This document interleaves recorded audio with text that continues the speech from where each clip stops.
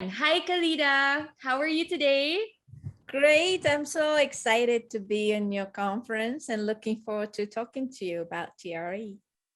I am looking forward to talking to you about TRE. I know that we've spoken about trauma, and I've learned a lot about what TRE is about. And I know we've had tons of conversations around it. So I can't wait for all of our listeners to hear it from you and get to learn on how they can also deal with trauma.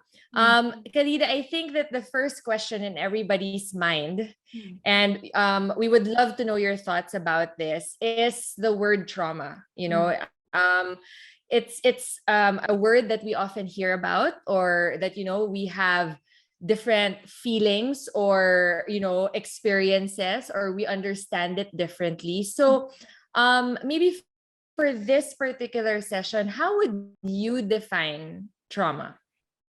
Yeah, so trauma can be defined by different field of experts, like medical or psychological. So people define word trauma a little differently. In TRE, we look at the word trauma from the neurological perspective. So how the state of nervous system operates under certain condition of the threat or danger, right? So for example, we use word stress, and we are so used to it, like, yeah, we are stressed, like I'm stressed. So what's the difference between stress and trauma? Like stress is like day-to-day thing and everyone's under stress and then not big deal. Trauma, sometimes, I'm not sure about this, I don't have trauma. The people associate that with a big incident in life, like, I don't know, disaster or the car accident or something like that. It could be, but how we define trauma in TRE is basically the difference between stress and trauma. Stress is basically under when our nervous system is sympathetic. So we are like agitating, we're getting nervous, we feel anxiety, but there's still sympathetic nervous system. If you don't know what it means, meaning that we feel hot, or our breathing get fast, or our thoughts become really like speedy, or you cannot sleep because you're so alert, or your eyes are open, your muscle is tense. This is all the physical condition when you're under sympathetic nervous system dominance. So this is stress, and we every day go through that, in and out and in and out. This is a normal state of human activity, and in a way, not to worry about it, as long as you know how to handle it, right? Because under stressful situation, we are feeling some pressure, but we are still trying to change that situation, try to do something about it. You're under stress at work, but you're still trying to meet a deadline, try to negotiate with your colleagues or your bosses, or you're still having some power to change your situation. That's stress. Now we talk about trauma. The typical word is helplessness. The situation is so overwhelming, so beyond your capacity to handle, your body will give up. Your nervous system will basically shut down. There's nothing I can do about this anymore. And nervous system goes down to parasympathetic. I use a technical word called dorsal vagal nervous system, which means like when animals are caught by the predators and they know they're about to die, they switch their nervous system to be that way so that they can have a very quiet, peaceful death. So you stop feeling the pain in your body, you start feeling your emotions, so that you don't have to feel and prepare for the death at easiest. Okay, so mammals, we all have this nervous system, and when we are under extreme or chronic stress or one-off incident which is so overwhelming, our nervous system switch it and then just cut our emotions and physical sensation off. Then all you can do is just be numb and not to feel the suffering. Yeah. So in TRE, that's how we define. So when we're talking about stress, we are talking about trauma. We are talking about the situation that's completely beyond that person's capacity to handle and feel, and just be completely passive, helpless, numb, you know, not be able to respond. That's the state of trauma neurologically. That's how we define in TRE. Got it. Thank you so much, Khalida. Like what we said, it is defined and experienced by people differently. And having this definition, at least from a TRE standpoint, we're able to actually differentiate, right? What is stress from trauma.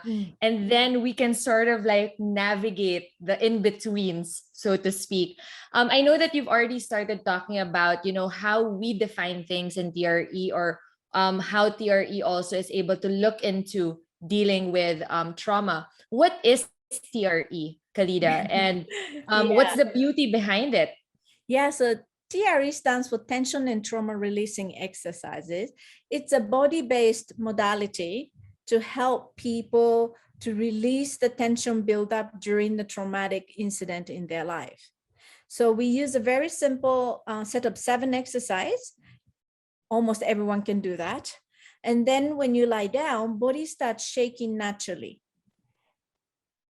So you're like, shaking? Yeah, shaking. Like, when you're cold, you shake, right? When you're feeling really nervous, your voice starts trembling. Your hand starts shaking. This is the shake. We all have this mechanism. When the tension goes up to a certain level, body want to release that tension to go back to more neutral state, and body tend to shake a little bit. And I think everyone has experienced that. But as we grow up as adult, we suppress this mechanism because shaking is something considered a bit shameful. It's sign of weakness, or it's odd, or it's some kind of disease, or it's like exorcism, or depending on the culture, you define shaking in a different way. But there is no culture that actually positively value shaking. So I mean, simple thing is when children is shaking on the chair, the legs like boom, boom, boom, boom, boom. It's like it's restlessness. Like, stop it, right? So this is all, to do with suppressing our natural mechanism to release the tension in the body. So TRE uses this exercise to artificially create the tension in a muscle, and that's induce this tremor mechanism. So you can choose the right place and time and allow yourself to lie down and feel relaxed, and then your body starts shaking. And by shaking, your body is releasing this energy, the frozen energy, which was created during the traumatic incident. At the time, it couldn't release because you are in frozen state, right? So it stays in your body years and years and years unless you release it. Got it. Yeah, so TRE will help that layers of stored frozen energy to release from the body. And then your body will come down to more peaceful, more neutral state.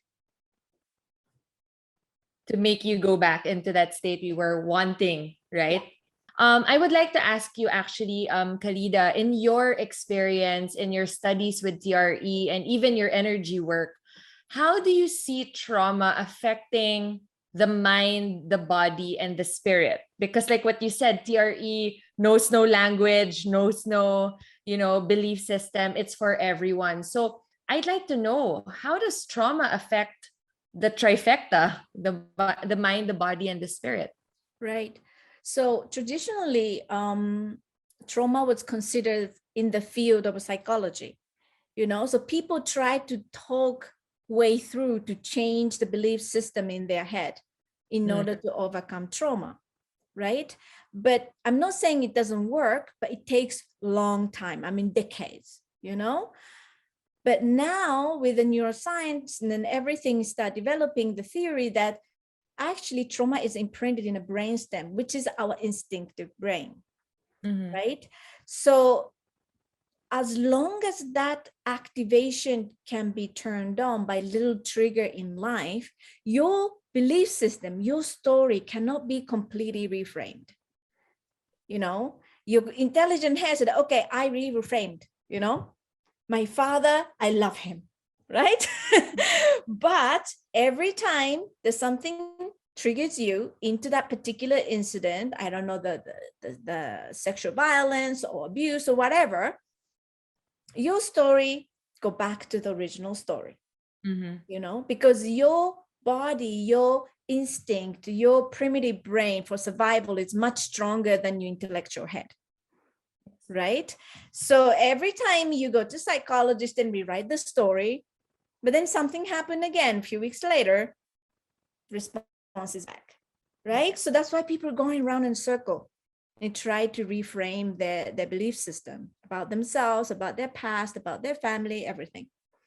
So TRE actually directly approach to the brainstem, you know, this imprint, and then turned on that activation itself. Therefore, they will be no longer triggered by the small trigger buttons that you had in your life.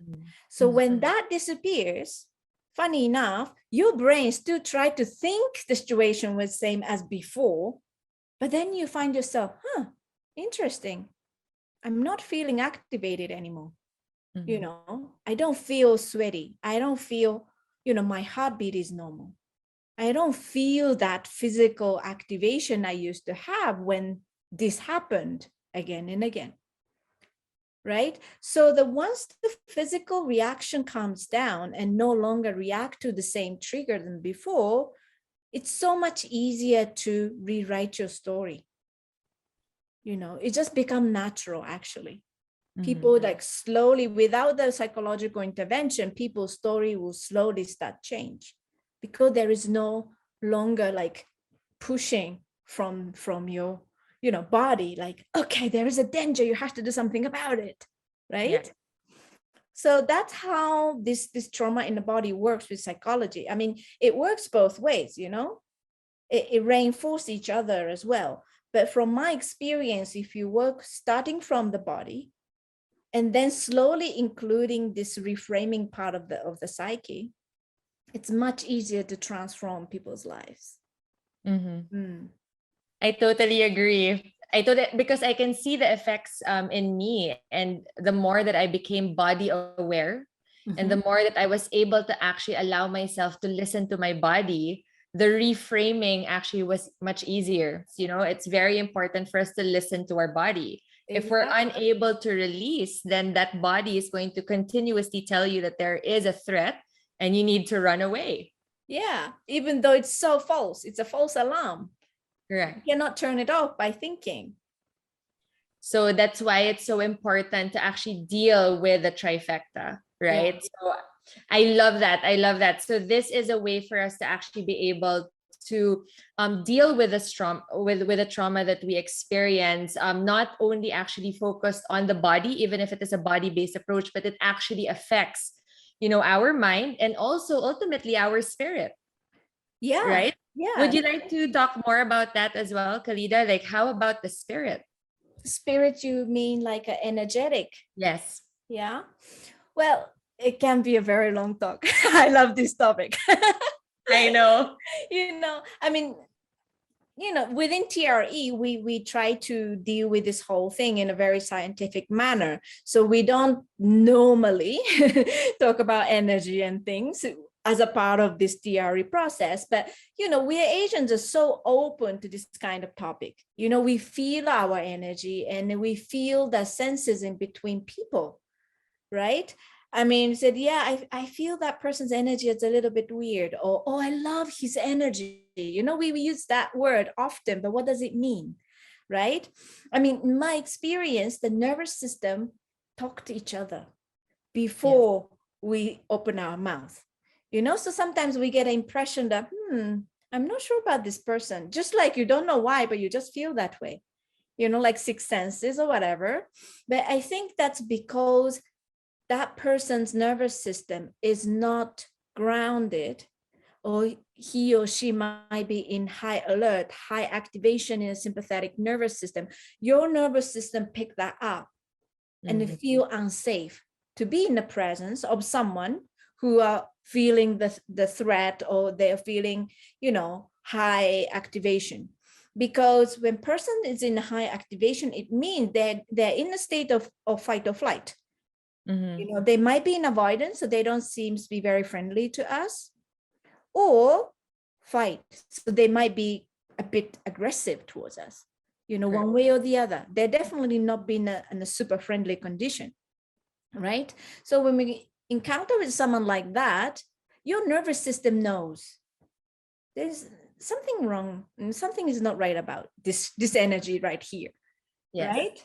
So that's why I say, energy cannot lie. And then your nervous system doesn't lie either. So, you just try to put the fake smile on your face and, hi, very nice to meet you. But if your nervous system is totally tensed up and you feel super uncomfortable and not safe where you are, the other person, people around you can feel it. Their Got it. brain maybe doesn't make sense of it, but they feel it subtly. There is something.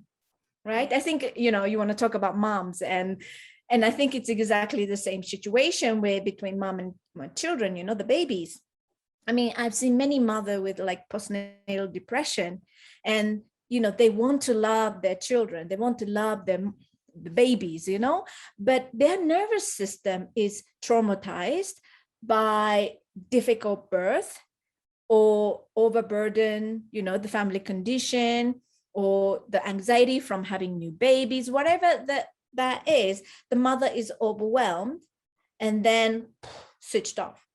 So they are in a condition like a depression. This is all to do with the traumatic state that I mentioned earlier, the dorsal vagal state, right? So mother's nervous system shut down, which means baby cannot access to the mother. Okay, she's feeding the baby, they're looking after the baby, but the baby need to connect neurologically with the caretaker so that they know they are safe. Imagine the baby is in your tummy for 9 months and suddenly thrown out, be alone, not connected, not in oneness anymore. Baby is completely fragile and completely scared, right? So that need that connection with the mother, even though the baby's already out of her body, right? So if it's a healthy mother-child relationship, the mother's nervous system is grounded, happy, healthy, can have a super bonding with the babies that will help the babies to develop the nervous system also. But unfortunately it's not mother's fault, but whatever the reason, mother become depressed or be disconnected from her own sensation, emotions, that totally affect baby's development of their nervous system. That's where the attachment issue starts happening, right? Yeah. And you said earlier also, Khalida, that you've seen this actually happen in your experience. How can moms deal with that kind of traumatic experience? What are the ways that they can cope with that? Definitely not the medical thing. This is not a medical situation, right? I mean, of course, if they have a cesarean and had a physically traumatized, it's another matter. But I think the birth is a natural process, but there are so many medical interventions nowadays to give birth, and that's actually messing up the hormones and everything. That's contributing to the high level of, postnatal depression, right? But it's not their fault, right? They give birth, risking their life, even though the whole family say, you should be happy, you're having a baby, right? But your body just went through a near-death experience. Correct. Right? So that the mind tried to be happy and I should be happy with having baby, but the body's like, come on, I'm just about to die. Right? So I think that the really postnatal care is important. And I don't know in the Philippines, but like in Japan or Western countries, it's a lot of nuclear families. There is no much external support for the mothers. They leave hospital after a few days with a newborn baby and husband is working. It's only mom and baby at home for hours and hours and hours. Their parents are somewhere far away. There is nowhere to, lean on. And I think that is one of the big cause of the depression. And then the mother getting depressed, and that's directly impacting children, this developmental issue of the children, right? It's a lack of connection with other human beings. except mother and a mobile phone. Right. Correct. Right? So I think Correct. the community of mothers is so important. Community, of course, family, and then mom, and even online, the connecting to other human beings. Right? We are mammals. We are supposed to live in a tribe. Yes. Right? That's how our nervous system develops healthily, and then feel connected and be supported, and supporting others to make us feel joy. Right? So I think that having a community, it's so important. And I'm always encouraging, people like in a like a birth center or something, after the birth, like, okay, let's shake together and release the tension with all the moms, and sometimes baby on the tummy, baby crying, but as soon as mother starts shaking, baby just go completely still in silence, sound asleep. Really? Yeah, totally. It's amazing. When mommy is in a frozen state, baby is constantly missing connection because their nervous system cannot access the mom. So they feel worried, so they cry all the time, and mom can't sleep in the vicious circle, right? But as soon as mother's nervous system coming down to be in a more healthily, state of normality, baby knows immediately something is changing. Oh They no. feel safe, and they like gone quiet. It's amazing. Baby's so sensitive. I love it. It's so Yeah, simple. This is exactly what you were saying earlier, Khalida, about our nervous systems talking to one another, exactly. Yeah. right? And we call it energy, right? We call it energy. Absolutely. Khalida, you already touched on my favorite word for today. It's really community. And I actually really wanted to check in with you. You're a humanitarian. You've done this work with amazing work with TRE, but you're also a life coach. And with everything that has been going on, I know that there are people, especially moms, also who are uncomfortable or afraid to actually talk about traumatic experiences. But you said that having a support system and a community is where we thrive. Mm-hmm. So, how valuable is it, Khalida, for women to open up about these things and talk Yeah. about these things? Yeah. Well, not necessarily they have to talk about their incident in detail, right? Yes. But the share the vulnerability, you know, it's okay to feel vulnerable, okay to feel overwhelmed, okay to feel sad, okay that I'm longing for affection, all these things they can share. They don't have to talk about their real exact family situation or financial situation, nothing like that. But just, I mean, women are so good at it anyway, to support each other in that sense. Mhm. Right?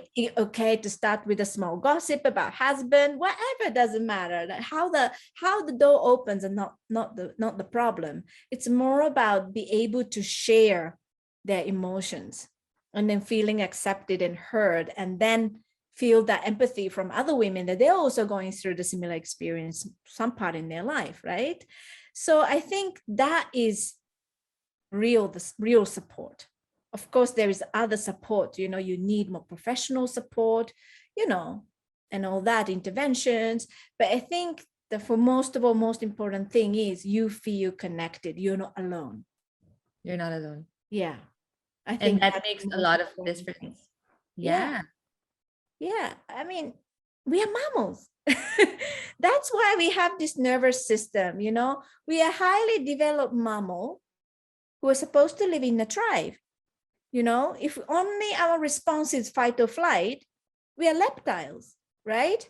We have this extra nervous system to be able to anticipate how the other person might be feeling from Mhm. their facial expression, their tone of voice.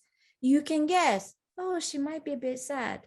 Oh, she looks happy today, right? That is a special ability the very highly developed mammal has to be able to assume and anticipate other people's situation, and then can empathize. That empathy is something very special to humans, and like elephants and dolphins and all that. But really we have this ability to empathy, and that is the gift to connect with other people. And that's what's important. Like you said, the actual connection. Exactly. So, Khalida, we are down to our last question. And I loved actually that we are sort of going full circle. When we started talking about our moms, we talked about how important the connection is with baby and mom, Mm. right? With the development. And we also talked about how moms can have a shared, community for support. And Mhm. as you feel connected, you begin to heal, you begin to cope with traumatic experiences or stress. The last question that we have, Galida, is on the other side when our babies have grown up, right? Mhm. And they might, like us, like me, go through stressful situations or traumatic experiences. I think one of the big questions that our moms have is how can they support children? How Mm. can they support their children who have experienced trauma or those very highly stressful situations and they feel that helpless state or that their kid is starting to detach? What do you think? Mm. Yeah, nowadays in this modern society, it's so difficult to live through life without having that overwhelming sensations, Mm. you know. But my best advice is really, support them while they are still coping, because this helpless state is like last place they go to because they couldn't run away and they couldn't fight, Mm. right? But there must be a situation and the time that they still try to cope with that situation before they are totally overwhelmed and then completely detached, right? It's okay to run away. It's okay to get angry. It's okay to stop. It's okay to quit. So give children a lot of option that they don't have to endure that stress to the point that their whole body just give up to live, Absolutely. right? When you're getting angry with your kids, don't corner them, so the little boy or girl cannot run away or cannot fight back to you. That's the point. Their Mhm. nervous system will shut down and that become a pattern of their, you know, handling of situations. So when they grow up, all they do, the first choice will become detach because they become the defense mechanisms become their pattern, right? Just to, okay, anything difficult, boom, just cut it out, right? We don't want that, right? It's not wrong because that's their coping mechanism, right? Mhm. It's not their fault. It's the best way they could handle that situation at the time was shut it down so they don't have to feel the pain. That's right. But if they develop that pattern in their life, every time something difficult or painful happens, they shut it down, which means they can also block the joy in life. Yeah. Yeah. Because we can really feel the sweet pain in life, they can feel the ecstasy in life. If Mhm. they stop total numbness, feeling joy and beauty also has to be blocked. You cannot choose one way or the other, right? Yes. So yeah, so I think leave always door open for the kids to be able to escape. They can escape, but they will come back. You know, if they quit the school, a few years later, they come back another way around to learn something different. So, for me, just give them as many options as possible. Don't corner them, allow them to flee and allow them to feel whatever they need to feel, whatever they need to express, let them express it before they get to that point of separation from their body. That's beautiful. Thank you so much, Khalida. That's so much wisdom and love. I can already feel all of our moms are going to have great nuggets of wisdoms to bring for themselves and also, of course, for their children and how they can actually deal with, like what you said, the overwhelming sensations of every day. Khalida, thank you so much for sharing your energy, and your love for TRE and your passion for helping other people. We are very grateful for your time and for spreading the love with all of our moms today. Maraming salamat in Filipino. Thank you so much. Thank you so much. Bye.